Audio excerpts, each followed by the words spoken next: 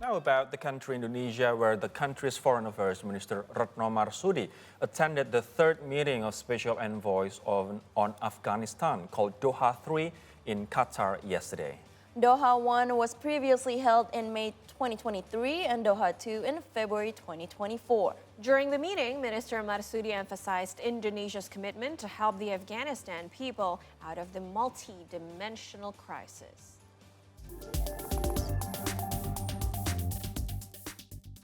Indonesian Foreign Minister Retno Marsudi attended Qatar's third meeting of Special Envoys on Afghanistan last Monday.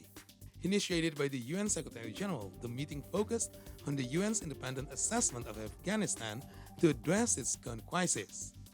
Led by UN Under-Secretary-General Rosemary DiCarlo, the Doha 3 meeting included representatives from 25 countries such as the US, Indonesia, UK, Italy, Japan, South Korea, India, Turkey, Qatar, UAE, Saudi Arabia, alongside international organizations like the UN, EU, OIC, and Asian Development Bank.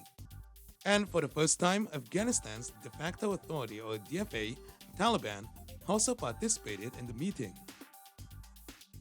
Dan perlu saya tekankan bahwa partisipasi DFA pada Doha ketiga ini sama sekali tidak terkait dengan isu pengakuan terhadap DFA dari komunitas internasional, melainkan merupakan sebuah upaya agar dialog inklusif dengan semua stakeholders di Afghanistan, termasuk dengan DFA, dapat dilakukan, termasuk dialog terkait hak-hak perempuan dalam konteks pendidikan dan pekerjaan.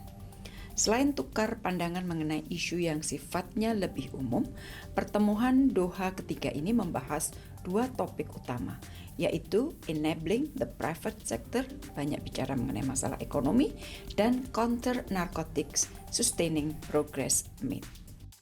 The meeting applauded Afghanistan's poppy ban policy, reducing opium cultivation by 95%. Challenges remain in providing alternative livelihoods to former opium farmers to deter them from returning to illicit activities.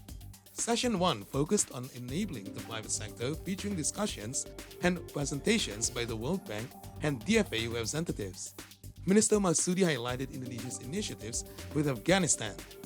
Saya sampaikan beberapa hal yang telah dilakukan Indonesia dengan Afghanistan.